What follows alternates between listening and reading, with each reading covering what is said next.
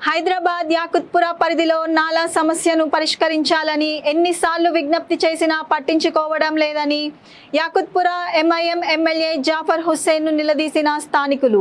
వానాకాలం వచ్చినా కూడా నాలా పనులు చేయటం లేదని ప్రజలు ఇబ్బంది పడుతున్నారని ఆగ్రహం వ్యక్తం చేసిన స్థానికులను అడ్డుకునేందుకు ప్రయత్నించిన ఎమ్మెల్యే అనుచరులను చితకబాదిన స్థానికులు.